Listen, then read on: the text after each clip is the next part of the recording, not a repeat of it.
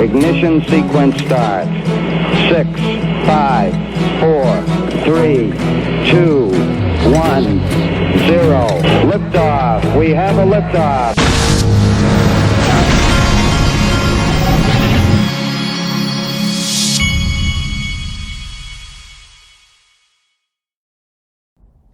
Hey everybody, this is the Digital Asset Investor, and last night my Auburn Tigers played in the NCAA basketball tournament.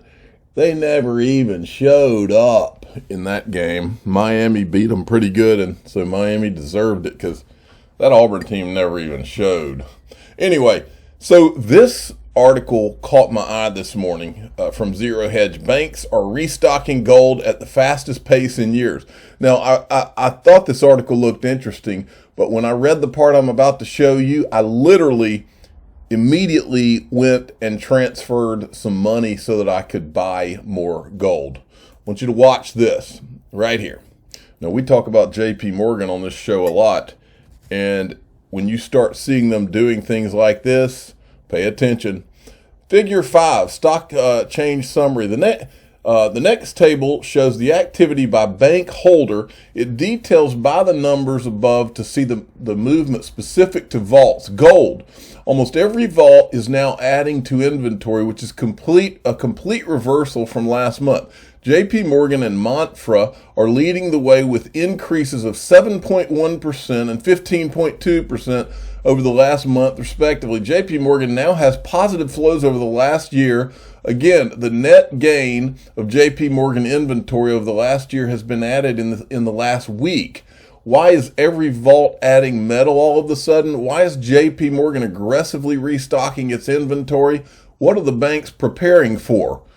Exactamundo, folks. This is why I keep talking about Glint, because Glint is what's allowing me. They are one of my sponsors, but they're allowing me to buy gold. I can buy it in my Glint account. It's stored in a vault in Zurich, and it's backed by insured by Lloyd's of London.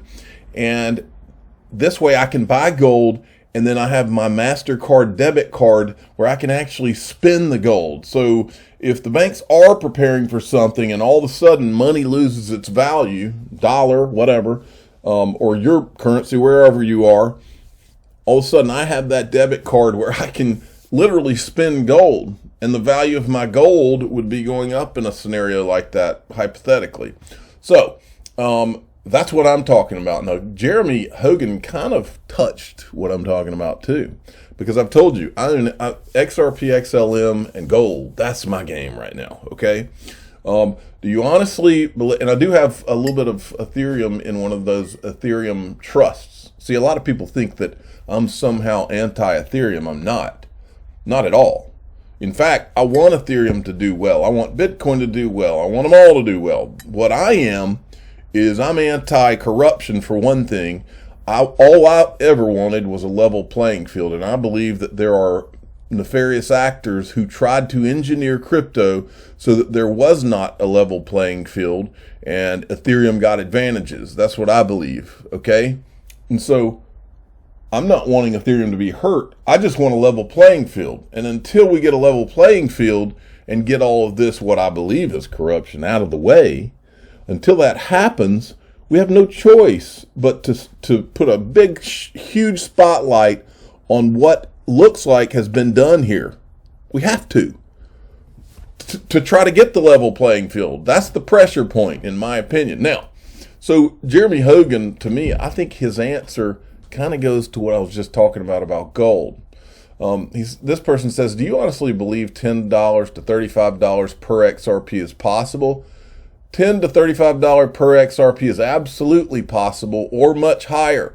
The question is not whether XRP can reach X dollars, but what the dollar will be worth at that time. Now, let's say hypothetically that XRP is exactly what we think it is. What is the one problem that gold has? What is the one problem that gold has always had? Well, I would say transferability. I mean, you can't, what are you going to do? Get your pallet of gold and take it with you to, from here to there? No, you're not. What if gold was on the blockchain at some point? What blockchain could solve the transferability problem better than any? Okay, Tony Valentino. Now, a lot of people think this is the real one. I don't know, but that doesn't mean that I can't agree with this version of Tony Valentino's tweet. So I don't have to know. XRP is ready to become the lifeblood of new financial system. Ripple is soon to become a bank tied to the Federal Reserve. RippleNet has now matured. Key milestones hit. As the dev staff reduce, the ramp up of government old guard comes. XRP Army on the right side of history.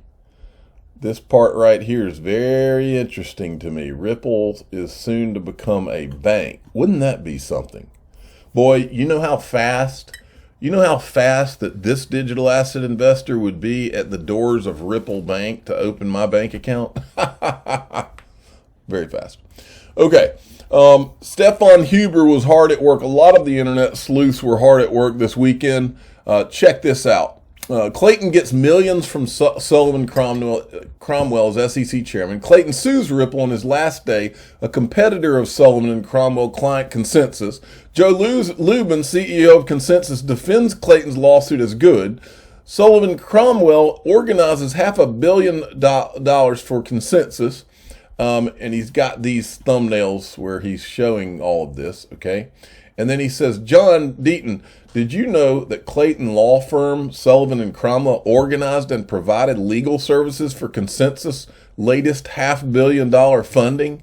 And John said, I assume Sullivan and Cromwell represented them when Clayton became SEC chair.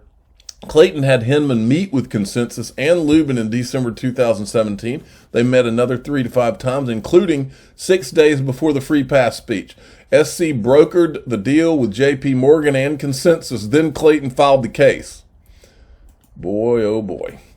And then John Deaton says, in an interview with Forecast News on acquisition of Quorum, Joseph Lubin, co-founder of Ethereum and co-founder of Consensus, said Consensus and JP Morgan have been very friendly and collaborative for quite some time. We've interacted with them roughly from the start. And then he goes on, we started to interact with them in a really concerted way around the time of the advent of the Enterprise Ethereum Alliance. We were 2 of the major drivers of that initiative and have been 2 of the major drivers of the activity inside the EEA since the launch. Those quotes are at the beginning of the interview, Now, if you listen right here, this is back in 2014. This is Vitalik Buterin. There's a guy in the audience that asked the question. He says, asking about Goldman Sachs involvement. He says, Goldman is mentioned on your website or something to that effect. Let me refresh this so you can hear it. Financial contracts. You can use Ether to do. Yeah. So is Goldman Sachs involved in your legal counsel? Mm-hmm. Goldman Sachs, they're mentioned on your website, and I'm asking whether they're playing a role in your legal counsel. We have 2 employees who at one point used to work for Goldman Sachs. Okay, let's get this myth out of here. Ethereum is 100% New World Order free. Okay, so here's what we know just from all the different things that I've talked about for the last few months. As he says that Ethereum's New World Order free, we know, first of all, we know that JP Morgan was there before he's standing there. We know that. We also know that he downplayed Goldman Sachs, but we also know Charles Hoskinson, I've got that on video too. Charles Hoskinson said they had senior Goldman Sachs programmers on the staff at the beginning, okay? Look down here. This is a good point. Ripple says, DAI, notice Gavin Wood, one of the founders, notice him cover his mouth just as the guy brings up Goldman Sachs. So it's obviously a source of uncomfortability. And now I want to show you this. I don't know who this guy is, but this thing is getting, look, at the start of this, it was just people in the XRP community on Twitter that were showing this stuff. Everybody's starting to get it. Watch. If I can hit the refresh button and freaking play the thing, you can watch. If you own any Ethereum, this is critical information. And unfortunately, this news... By the way, I don't know if that music is going to give me a copyright hit. And so what I'm going to do is I'm going to let you watch it. And if you don't see this, then just in fact, I'll talk some during it so that there's a less of a chance of me getting the copyright hit. But if you don't see it, go to my Twitter, or go to John Deaton's Twitter feed, and you can find it. Darker than anybody was hoping to hear. That is You because bet. new information was leaked that unveils corruption within the Ethereum ecosystem. And this Yep. is a system many thought to be corruption proof. It all evolves around JP Morgan and this man right here. So strap in, because this is going to be a long one. The first thing you need to know is that this man, Joseph Lubin, is the co-founder of Ethereum. An early video was released of Lubin telling early investors of Ethereum how to hide their actions as crypto whale. This leads many to believe that Lubin has many crypto wallets and is disguising them, meaning he holds a larger position than originally thought. That's But correct. here's where it gets crazy. It was revealed that Lubin not only was a co-founder of Ethereum, but the owner and founder of Consensus. Now hang in here with me, because this gets complicated, but I promise it all connects. Because Ethereum relies on a system called Infura, which is actually owned by Consensus. And Consensus is owned by Lubin himself. So he holds much more power in the Ethereum ecosystem than people ever imagined possible. So this does not look good for Ethereum, but unfortunately there is even more. You may be surprised to learn that Consensus also owns MetaMask and the intellectual property associated with it, or at least it did. That is because something insane happened in August of 2022. Mysteriously, the intellectual property for Infura and MetaMask was transferred to a different entity called CSI. And this was done secretly without the permission of the shareholders of Consensus. But unfortunately, that is still not all. Because there was one major stakeholder in this new company, CSI, that would shock you. And is the mega financial institution JP Morgan. They bought a controlling stake of CSI. This now means that a major financial institution owns the infrastructure that is critical to keeping Ethereum running. And all of this was done in total secrecy before whistleblowers and shareholders released this information to the public. That's correct. So be careful when you believe that these blockchain protocols are corruption proof, because unfortunately the truth that is much music from darker. Children of the And this is a Corn? huge revelation for Ethereum, and unfortunately I believe we will see more revelations from other blockchains come in the future. So One of my favorite movies from growing up was Children of the Corn. And they had that redheaded guy, Malachi. I thought was so creepy when I was growing up. That's what that music sounds like. Now, John Deaton, there was apparently another one of these articles glorifying these people, these Web3 people. Web3 backers like Andreessen Horowitz, Chris Dixon, whose firm was a beneficiary of the recent ApeCoin drop, see a gold mine in blockchain-based future of internet. So this article came out talking about how great these guys are. And John Deaton says, "Dear," apparently this is the woman that wrote it, Emily Nicole, I have the best follow-up story for you if interested. It's quite possibly could be the biggest financial story of insider trading and dealing in decades. Here is an overview. You can go to crypto-law.us and click on the video library for evidence how Web3 Ether Free Pass was born. And I decided I would help this out. Hey, Emily, Bloomberg Crypto, saw your article on Chris Dixon and Web3. If you want the real story of how Web3 was born, we have it. Here's part of it. Watch this. So Jay went on the warpath, did these scathing speeches and calling out the industry and everybody. But he then, after talking to Grunfest in a fireside chat at the Stanford campus, made his way over to see Andreessen the next morning, and this is the part that now not a lot of people know. And he invited Chris Dixon to round up the industry players who were really kind of trying to do it the right way, and asked for a couple of things. One, essentially, lay out in a very detailed, written, footnoted memo what existing law says about utility tokens, and two, give us a proposal for where to go from here. And so Andreessen, I've been representing Andreessen and all of their crypto investments since the beginning, and so I got the chance to be the one to write all that stuff. Finally, we have a financing model for these. Now that's Chris Dixon right there. Listen to what he says, because I think that he might very well have been like a fortune teller here. Networks. And I think that's a very positive thing, right? And if and open networks can now enjoy the same kind of economic flywheel that for-profit companies have. You know, if you look at the companies like Twitter and Facebook, one of the reasons they can get so large is they get this feedback loop where they get bigger, they raise money, they generate revenue, they feed it back into R&D, and they have these giant R&D budgets.